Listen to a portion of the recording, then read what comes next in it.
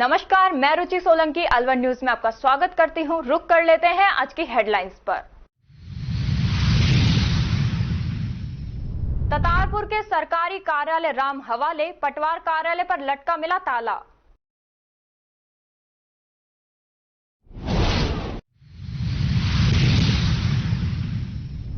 अलवर शहर में कड़ी कचौरी के नाम पर मिल रहा है जहर, खाने वालों को हो सकती हैं बीमारियां।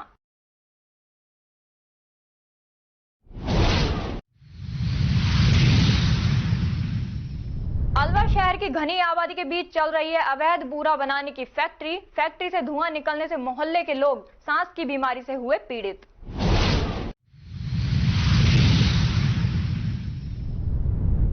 राजगढ़ में सूने मकान से नकदी जेवरात हुए चोरी, शादी में गए हुए थे परिवार के सदस्य।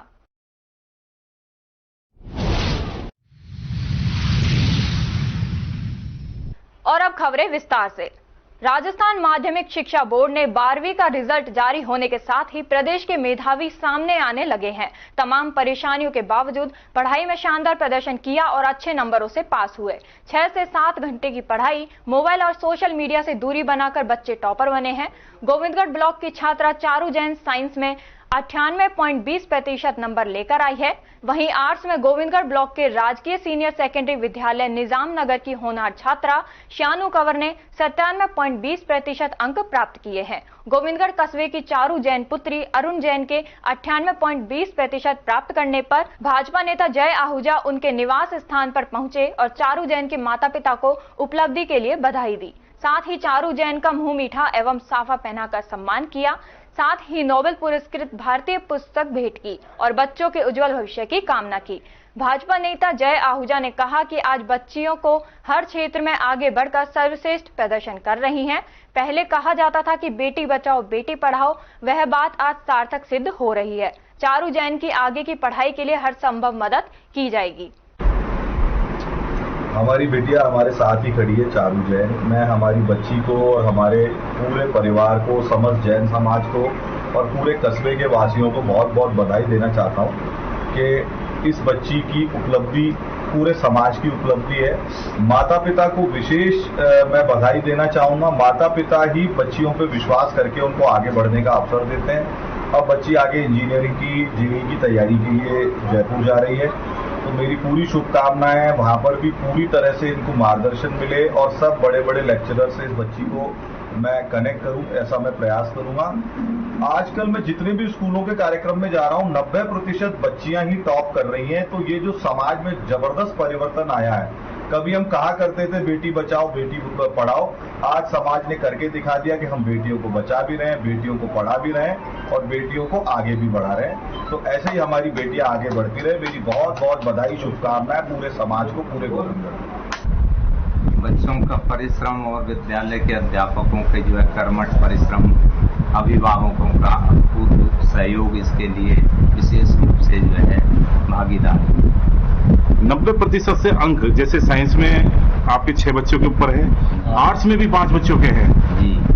जो आपके यहाँ पे बच्चों को एक शिक्षा का माहौल दिया जाता है, प्रातःकाल जो बच्चे विशेष कमजोर होते हैं उनको अलग से अध्ययन कराया जाता है, तो इस क्या रणनीति रहती है बच्चों के लिए? विद्यालय में जो बच्चे प्रतिस्पर्धा में होते हैं उनको जो है तुलनात्मक तैयारी करवाई जाती है। विशेष रूप से प्रत्येक माह में टेस्ट लिए जाते हैं और उनके जो पाक्षिक टेस्ट लिए जाते हैं और जो भी कमियां होती हैं उनको अवगत कराई जाती है और उसके द्वारा फिर उनको जो है अच्छी अंक लाने के लिए प्रेरित किया जाता है। बच्ची की मेहनत, गुरुजनों का आशीर्वाद रहा। इसमें बच्ची ने नियमित पढ़ाई करी है, सोशल मीडिया से बिल्कुल दूर रही। बच्ची की मेहनत का परिश्रम है सर। अच्छा, किस तरह से तैयारी करी थी बच्ची ने? नियमित स्कूल आना, घर में स्टडी करना, रेगुलर सोशल मीडिया से बिल्कुल दूर रहना, रेगुलर पढ़ाई करना बच्ची की मेहनत है। मैंने क्लास 12 साइंस में गोविंदगढ़ ब्लॉक में टॉप किया है। मेरी 98.20% आई है। मैंने अपने जो भी टीचर्स ने जो भी पढ़ाया था उसका रिवीजन किया है। 5 से 6 घंटे मैंने कंटिन्यूस पढ़ाई की है और मैं अपने इस पीरियड का जो विषय देना चाहूँगी वो अपने माता पिता और अपने गुरुजन को देना चाहूँगी। हाँ, मैं सभी बच्चों को संदेश देना चाहूँगी कि वो सोशल मीडिया से दूर रहें और अपनी पढ़ाई पे फोकस करें। अलवर शहर की घनी आबादी के बीच दिन भर धुआं छोड़ने वाली फैक्ट्री अवैध तरीके से चल रही है, लेकिन प्रशासन जानकर भी अनजान बना हुआ है। फैक्ट्री संचालक को प्रभावशाली बताया जा रहा है। वह बस्ती में आवाज उठाने वाली महिलाओं को जुबान खोलने पर डराता धमकाता है। फैक्ट्री संचालक कहता है, पुलिस मेरी जेब में है। फैक्ट्री से उठने वाले धुएं से बस्ती के लोग सांस की बीमारी से ग्रसित हो चुके हैं। दरअसल अलवर शहर के प्रतापबंद के पास सूर सागर बस्ती है।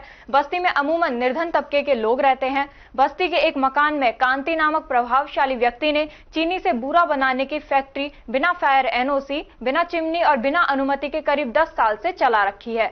भट्टियों में दिन भर लकड़ी जलाकर बूरा बनाया जाता है। प्रचंड गर्मी में दिन भर फैक्ट्री के धुआं उगलने से बस्ती के लोगों में सांस की बीमारी हो गई है, जिनका इलाज चल रहा है। महिलाओं ने बताया कि शाम को लोग खुली हवा के लिए मकान की छतों पर पहुंचते हैं, लेकिन उन्हें स्वच्छ हवा मिलने की बजाय ऐसी हवा से सामना होता है जिससे आंखों में जलन और खांसी होने लगती है। कई बार फैक्ट्री संचालक से धुएं पर प्रतिबंध लगाने को कहा गया, लेकिन फैक्ट्री संचालक गुंडानुमा स्त्री पुरुषों को साथ लेकर आता है और हाथापाई करवा देता है। अवैध फैक्ट्री में दिन भर माल आने जाने से भारी वाहनों की भी आवाजाही बनी रहती है, जिससे आए दिन दुर्घटनाएं होती रहती हैं। अवैध फैक्ट्री को बंद कराने के लिए पूर्व में प्रशासनिक अधिकारियों को भी शिकायत की गई, लेकिन शिकायत रद्दी की टोकरी में चली गई।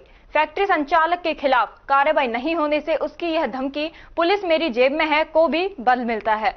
अब मोहल्ले वासियों ने प्रशासन से शिकायत करना ही बंद कर दिया है और घुट घुट कर जीने को मजबूर हैं। मोहल्ले वासियों को तनिक उम्मीद है कि प्रशासन अवैध फैक्ट्री संचालक को पाबंद कर बस्ती के लोगों को स्वच्छ हवा लेने की राहत अवश्य देगा। कॉलोनी कौन सी है? सूर सागर मोहल्ला बोले सब, भोलेनाथ क्या- बगीचे के सामने।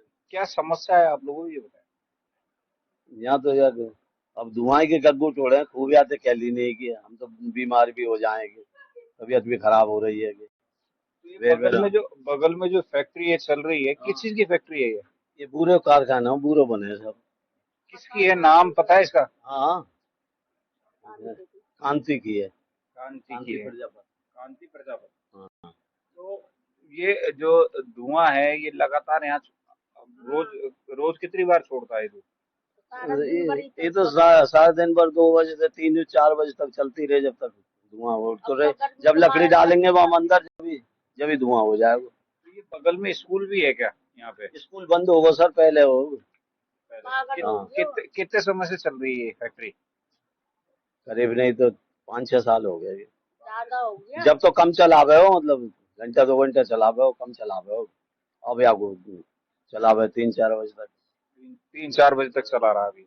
हाँ, 3-4 बजे तक चलावे। अब तो गर्मी के मारे जल्दी छुट्टी कर दे। गर्मी में हाँ। मतलब क्या आप लोगों को क्या बीमारी हो रही है?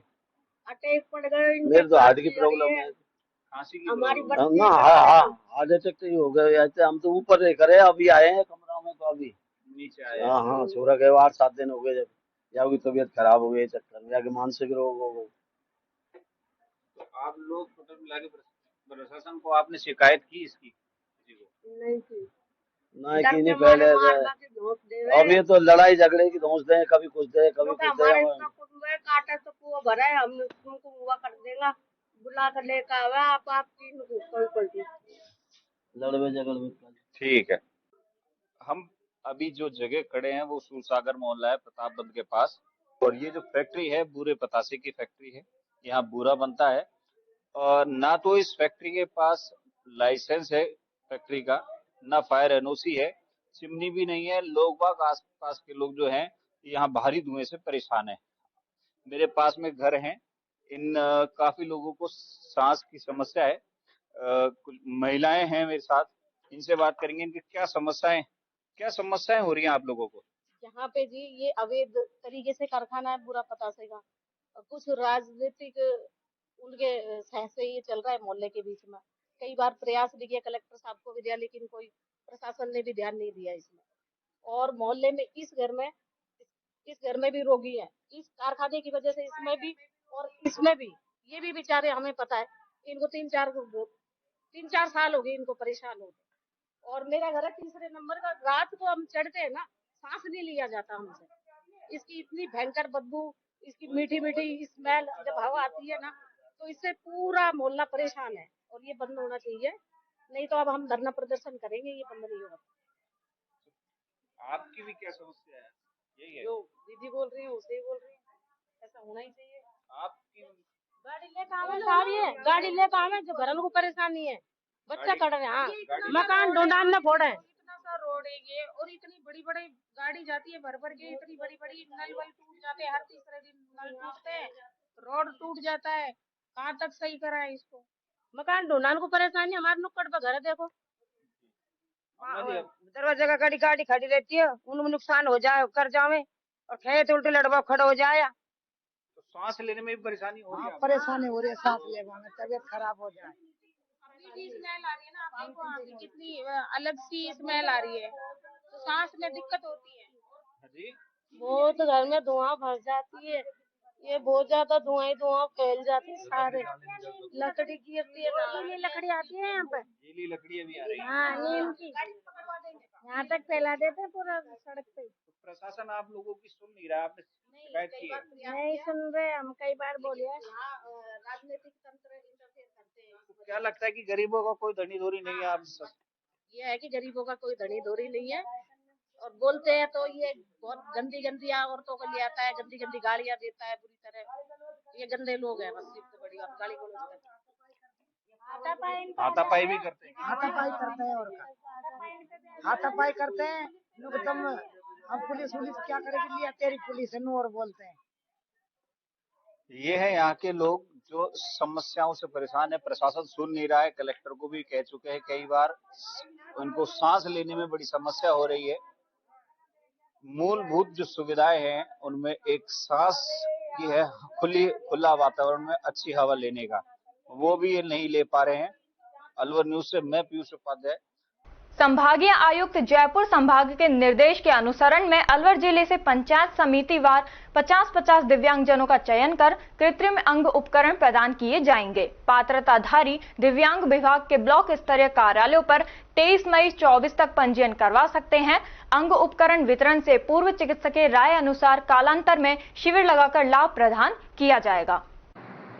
जैसा कि उच्च स्तर से निर्देश प्राप्त हुए हैं, जयपुर संभाग में निःशक्त जनों, दिव्यांग जनों को दिए जाने वाली अंग उपकरण सहायता योजना अंतर्गत इस वर्ष भी अंग उपकरण प्रदान किए जाएंगे। इस हेतु सर्वे कार्य जिला स्तर पर जारी किया गया है कार्यक्रम, और 23 तक इसमें निश्चित रूप से पंजीकरण कराना होगा।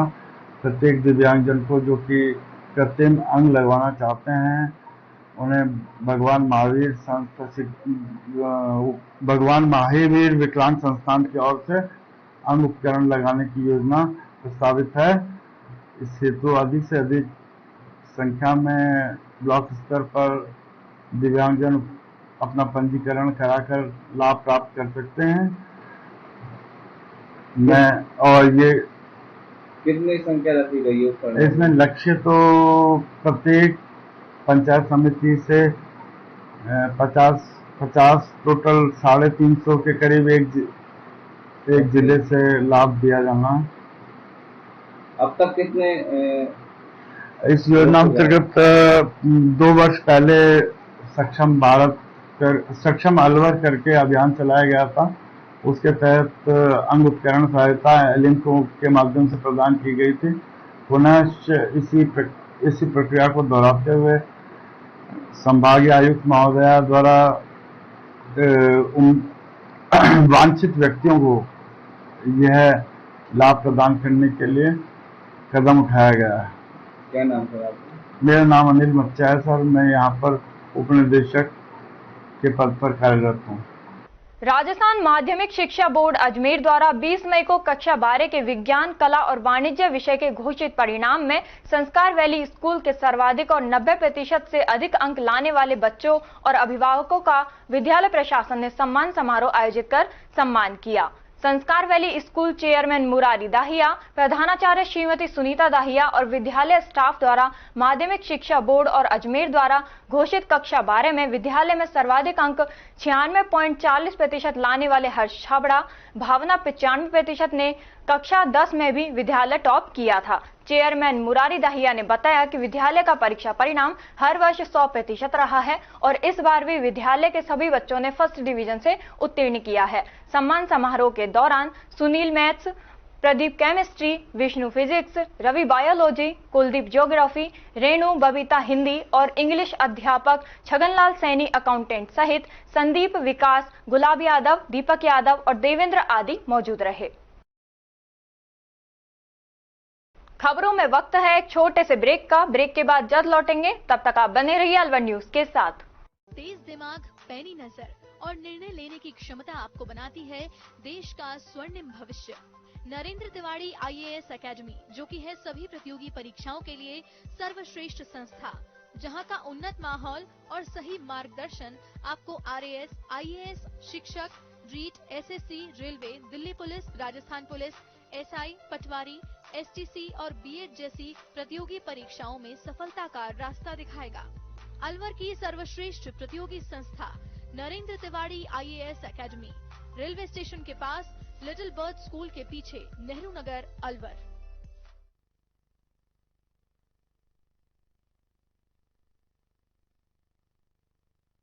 ब्रेक के बाद आपका स्वागत है। बढ़ते हैं अगली खबर की ओर। नीमराणा नाघोड़ी सिलारपुर ग्राम पंचायत क्षेत्र के कालिया पहाड़ पर भामाशाह जन सहयोग से बाबा शिव स्वरूप आश्रम के महंत शीतलनाथ के सानिध्य में आश्रम तक रोड बनाने का कार्य शुभारंभ किया गया। डॉक्टर अंजलि यादव ने फीता काटकर शुभारंभ किया। यह रोड जमीनी सतह से बाबा शिव स्वरूप आश्रम तक करीब 3 किलोमीटर से ज्यादा है, जिसे सीमेंटेड रोड बनाया जा रहा है। करीब 35 लाख का खर्च भामाशाह जन सहयोग से होगा। इस अवसर पर सरपंच प्रतिनिधि रूपेश यादव, अनार सिंह पंच, राकेश प्रधान, एडवोकेट कमल यादव, मोहन, प्रमित, सुनील पूर्व सरपंच, धर्मेंद्र, प्रदीप, योगेश, देवीलाल, कश्मीर यादव एवं ग्रामीण मौजूद रहे।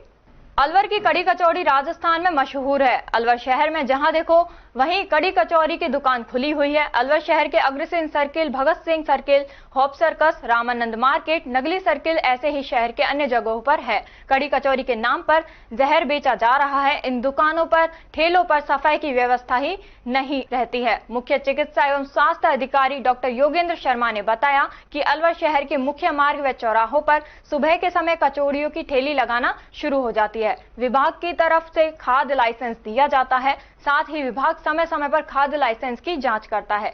शर्मा ने बताया कि कचौड़ियां खाने से ही पता लग जाता है कि वह खराब है या सही है। किसी ग्राहक को लगता है कि कचौड़ी पुरानी है तो विभाग को सूचित करें।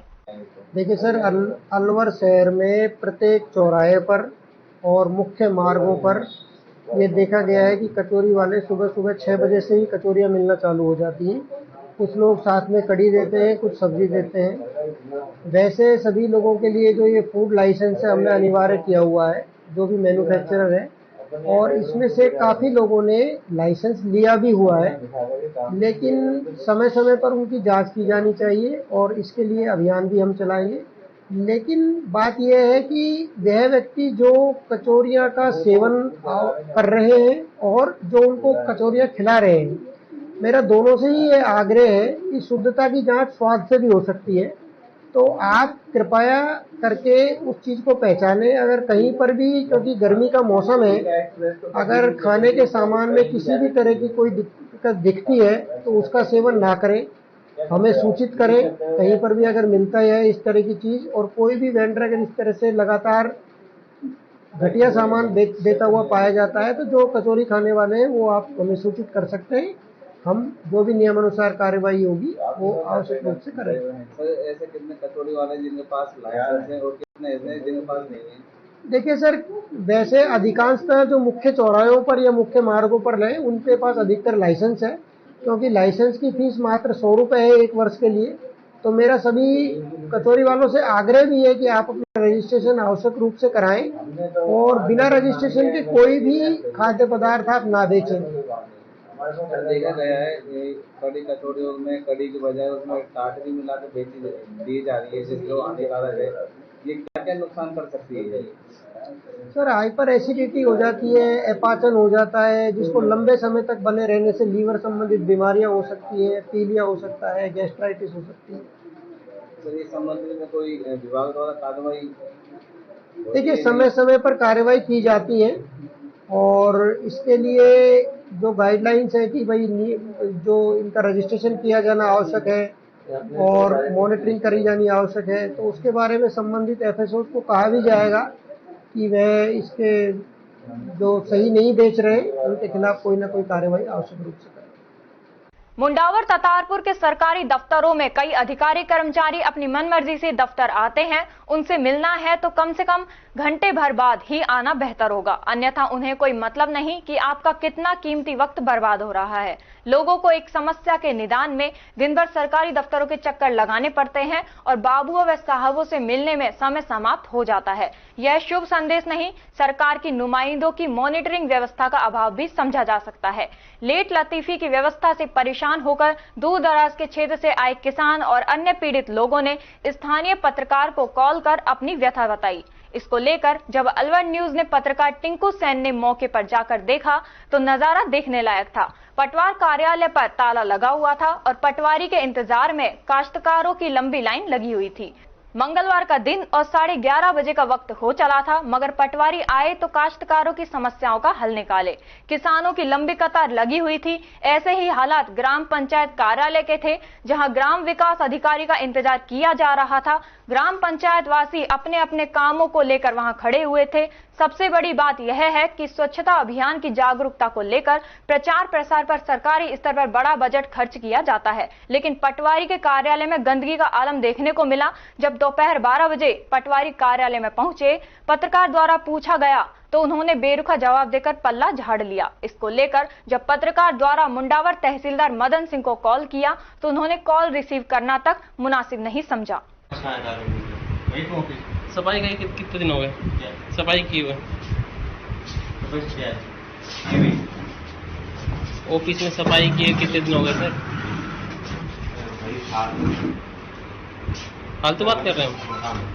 पानी की समस्या को लेकर वार्ड नंबर 20 की महिलाएं जलदाय विभाग के उच्च अधिकारियों से मिली और पेयजल संकट को लेकर अपना आक्रोश जाहिर किया। इन महिलाओं ने कहा कि वार्डवासी पिछले 6 साल से पानी के लिए ठोकरें खा रहे हैं। महिलाएं महीने भर से जलदाय विभाग के 25 चक्कर लगा चुके हैं, फिर भी पानी की समस्या का समाधान नहीं हो रहा है। अधिकारी आश्वासन देकर वापस भेज देते हैं। महिलाओं व बच्चों का सारा समय दूसरे वार्ड से सरकारी टैंकरों की लाइन व धर्मशालाओं से पानी लाने में गुजर जाता है। ऊपर से भीषण गर्मी में लू लगने का भी डर सताता है।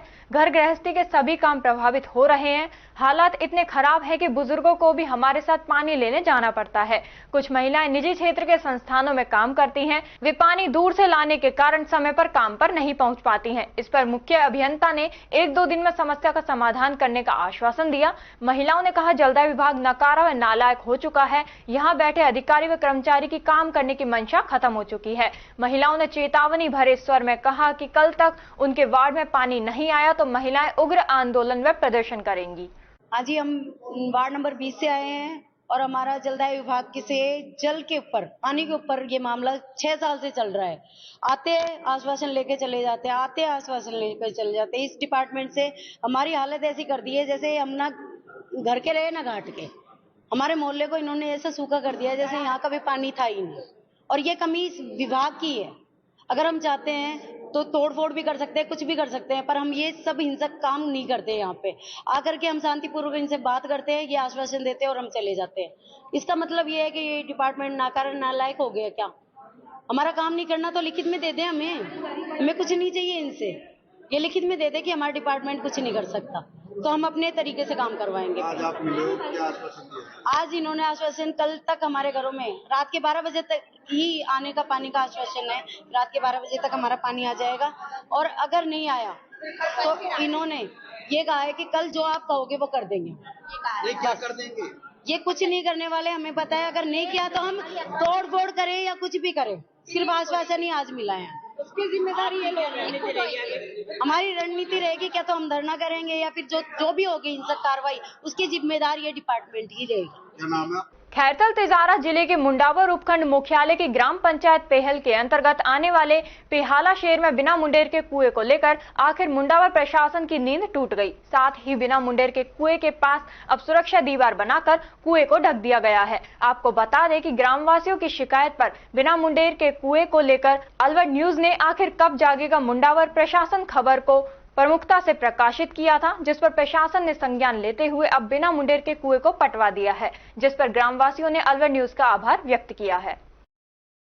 मुंडावर उपखंड क्षेत्र की ग्राम पंचायत सोरखा कला की बस्ती में कई महीने से पेयजल संकट है। महिलाओं का कहना है कि पिछले करीब 1 माह से बस्ती के नलों में पीने के पानी की सप्लाई पूरी तरह बंद है, जिसकी वजह से पानी की टंकी पर रात को नंबर लगाना पड़ता है, जिससे महिलाओं में रोजाना पानी को लेकर झगड़े होते रहते हैं। ग्रामीण महिलाओं ने कहा कि ग्राम पंचायत प्रशासन एवं उपखंड प्रशासन को अवगत कराए जाने के बावजूद भी समस्या का कोई समाधान नहीं किया जा रहा है, जिससे नहाना तो दूर, पीने के पानी के लिए भी दिन भर जुगत में लगे रहते हैं। वहीं स्थानीय प्रशासन की कुंभकर्णीय नींद खुलने का नाम नहीं ले रही है। खबरों में वक्त तो चला है एक छोटे से ब्रेक का। ब्रेक के बाद जल्द लौटेंगे, तब तक आप बने रहिए अलवर न्यूज के साथ। CMRS Institute admission open 6th to 12th and target batch. New batch start. IIT, NEET, CA 6th to 12th class foundation humanities with IS CLAT program. Scholarship up to 90%. CMRS में आपको मिलेगी stable और experience faculty आपके बच्चे की बेहतर पढ़ाई के लिए, जिनमें CP Gupta sir, SS Rathore sir, Rajeev Bansal sir, Vikas Chaturvedi sir और Pramod Gupta sir. CMRS JLG square opposite Harish hospital near jail circle Alwar. For more information contact us 7014392684 और 9828115191।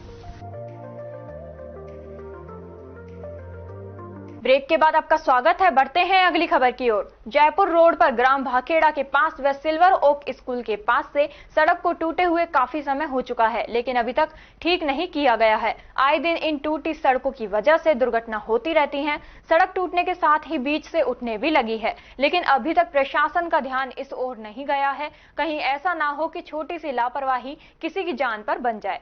स्थानीय निवासियों का प्रशासन से अनुरोध है कि इस ओर ध्यान दिया जाए व शीघ्रता से टूटी सड़क को ठीक कराएं, ताकि किसी बड़ी अनहोनी से बचा जा सके।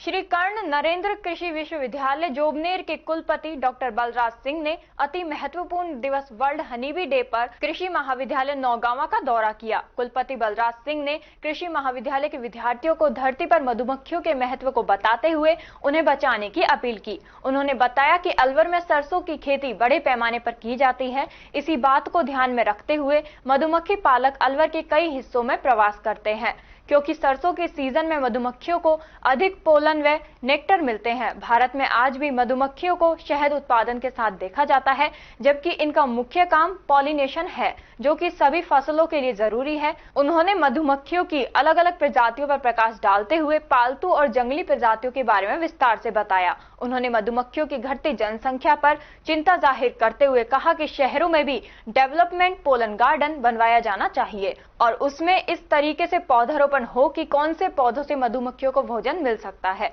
मधुमक्खियों को धरती पर जीवन जीने के लिए बहुत महत्वपूर्ण है और जैव विविधता के लिए बहुत जरूरी है। उन्होंने इस बात पर जोर दिया कि मधुमक्खियों को अच्छा खाना मिले, जिससे शहद का उत्पादन अधिक हो और गुणवत्ता बढ़े। कुलपति ने विद्यार्थियों के सवालों के जवाब देते हुए क्लासरूम में सक्रिय रूप से भागीदारी निभाने को कहा। रेडी स्टूडेंट्स के साथ बात करते हुए उद्यमिता में अवसर देखने की तरफ प्रोत्साहित किया। कुलपति बलराज सिंह ने महाविद्यालय के कैंपस का दौरा किया और नवनिर्मित भवन में शैक्षणिक भवन, गर्ल्स हॉस्टल एवं बॉयज हॉस्टल का जायजा लिया और आश्वस्त किया कि जल्दी महाविद्यालय भवन का कार्य पूर्ण होगा, ताकि विद्यार्थियों को सारी सुविधाएं जल्दी मिल सके।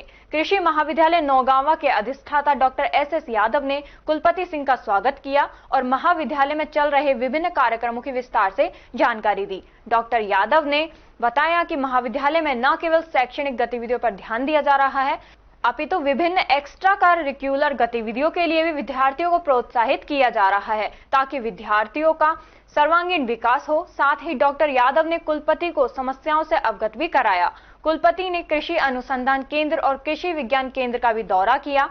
इस दौरान कृषि महाविद्यालय नौगांवा अधिष्ठाता डॉक्टर SS यादव, कृषि महाविद्यालय किशनगढ़ अधिष्ठाता डॉक्टर MP यादव, KV के अध्यक्ष डॉक्टर सुभाष यादव और कृषि अनुसंधान केंद्र निदेशक doctor GL Chaudhary, doctor Suman Khandelwal, doctor Suresh Kumar, doctor Sachin Wadkar, doctor RK Jat सहित महाविद्यालय के सभी अधिकारी एवं कर्मचारी उपस्थित रहे।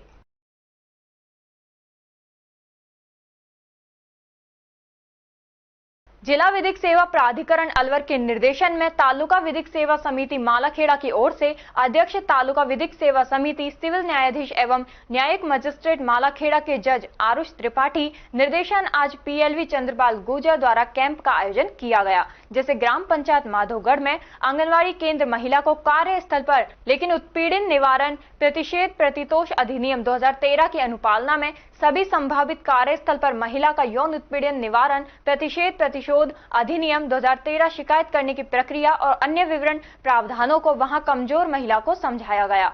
महिलाओं के खिलाफ होने वाली हिंसा की बातें धरती के हर कोने से आती हैं। पूरी दुनिया में महिलाओं के साथ होने वाला दुर्व्यवहार एक बीमारी की तरह समाज में स्थापित हो चुका है। आदि के लिए महिला को जागरूक किया। इस मौके पर नेहरू युवा केंद्र अलवर के ब्लॉक कोऑर्डिनेटर हरिओम गुर्जर, अमन देशवाल, कमल बागड़ी, करण दत्ता, प्रेम छावड़ी, यादराम बरबरा,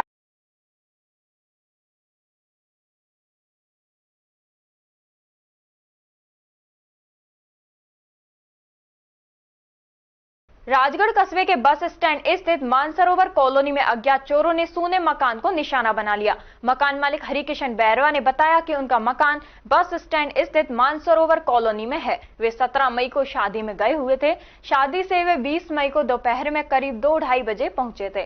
तब पाया कि मकान का ताला टूटा हुआ था और सामान बिखरा हुआ मिला। मकान में से उनकी पत्नी के सोने के कानों के कुंडल, चांदी की 2 जोड़ी पायजेब, सोने की अंगूठी सहित करीब 38,809 रुपए की नकदी अज्ञात चोर चोरी करके ले गए। मौके पर ताले तोड़ने के लिए उपयोग में लिए गए लोहे के एंगल को अज्ञात चोर छोड़कर चले गए।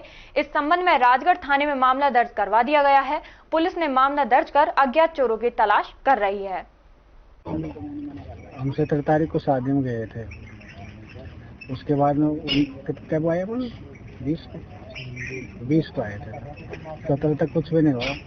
20 को हम 2-2:30 बजे करीब आए थे। जब हम गेट खोले तो ताला टूटा मिला, पूरा सामान बिखरा हुआ मिला और इसमें मैसेज के एक तो कानों के ये और 2 जोड़ी पायजेब थे।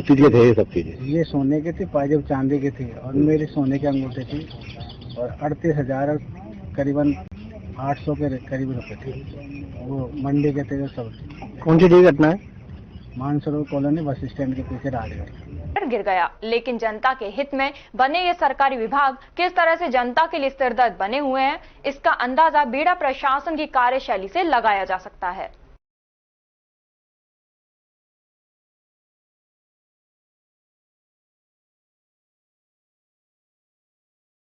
रुंद सिरावास विद्यालय के कक्षा 12वीं कला वर्ग बोर्ड परीक्षा का परिणाम 100% रहा। कुल नामांकित 21 छात्र छात्राओं में से 16 बच्चे प्रथम व 5 बच्चे द्वितीय श्रेणी से उत्तीर्ण हुए व 10 छात्राएं गार्गी पुरस्कार हेतु पात्र रहीं। बेहतर परीक्षा परिणाम देने के लिए प्रधानाचार्य श्रीमती वंदना यादव ने सभी छात्र छात्राओं को बधाई दी।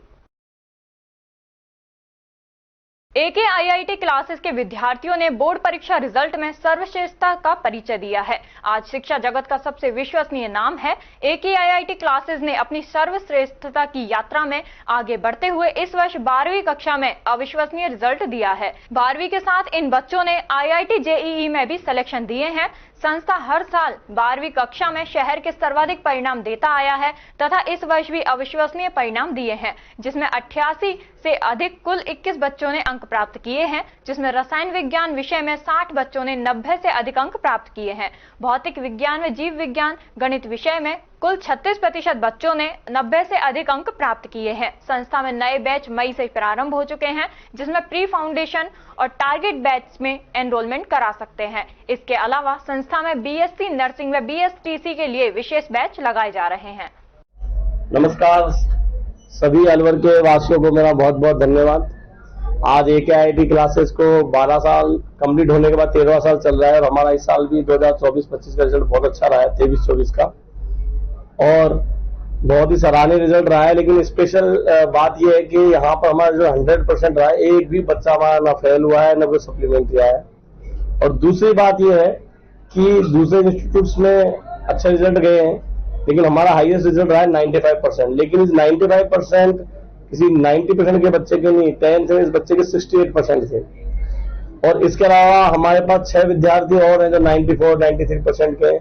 21 विद्यार्थी ऐसे हैं जो 80, 85, 89, 89% के हैं। लेकिन ये सभी विद्यार्थी, जो मैक्सिमम विद्यार्थी हमारे पास आए हैं 10th के बाद, वो बहुत ज्यादा परसेंट के विद्यार्थी नहीं थे। किसी के 68 थे, किसी के 65 थे, किसी के 70 थे।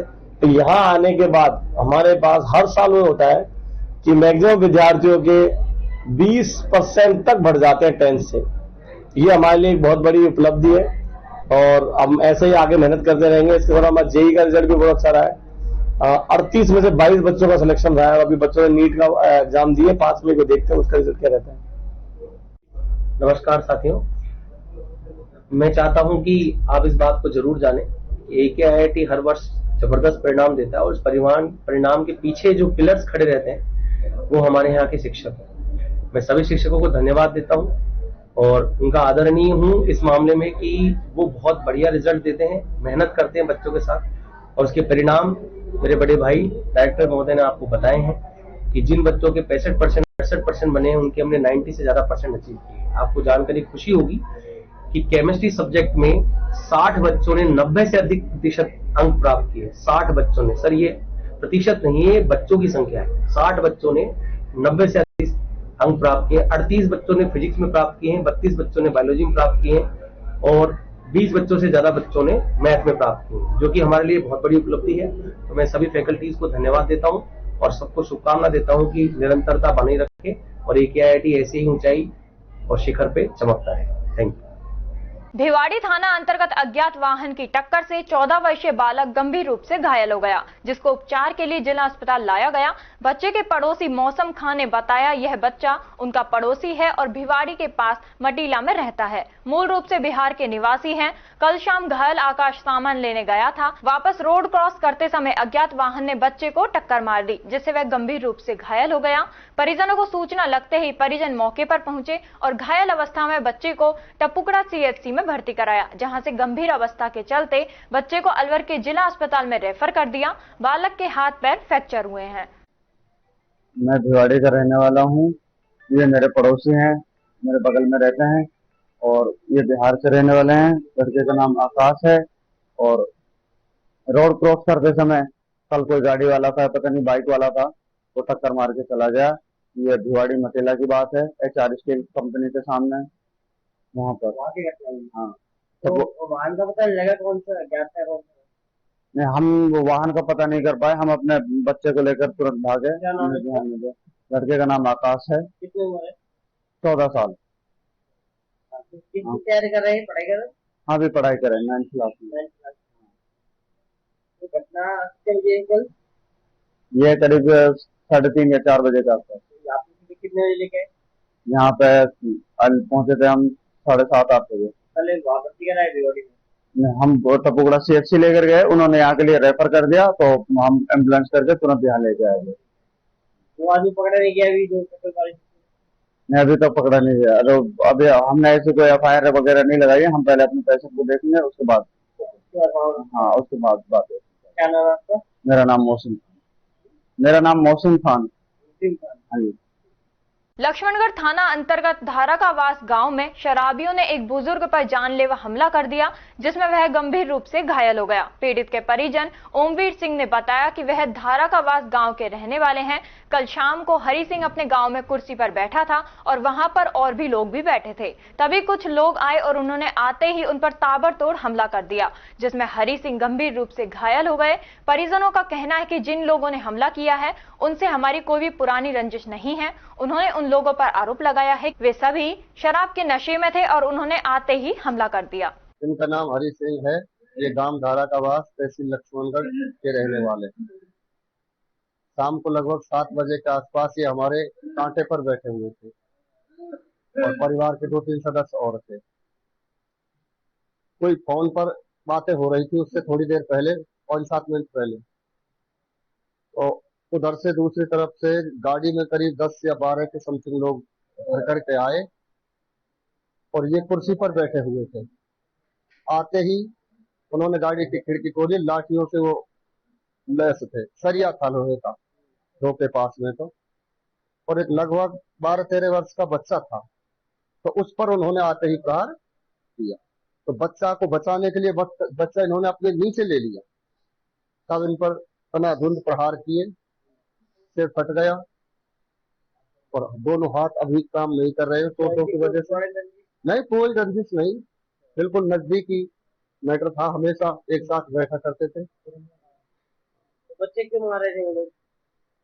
उनके हाथ में जो भी आ रहा था, नजदीक से जैसे गाड़ी से उतरे तो रोड के जस्ट पास में बच्चा था, ये थोड़े उनसे करीब 5-7 फीट दूर थे, तो जो भी सामने दिखा आते ही उन्होंने प्राण। कोई पुराना मामला हुआ? नहीं, कोई पुराना मामला नहीं, शराब पिए हुए थे वो लोग, बस ये था। तिरंगिया गांव पे सरपंच था पुष्पेंद्र नाम का, और एक का नाम हुआ था नंदराम, पिंटू, रविंदर और पुष्पेंद्र, और उसके साथ 8-10 आदमी और थे जिनको पहचान नहीं सके, दे करके तुरंत भाग गए थे।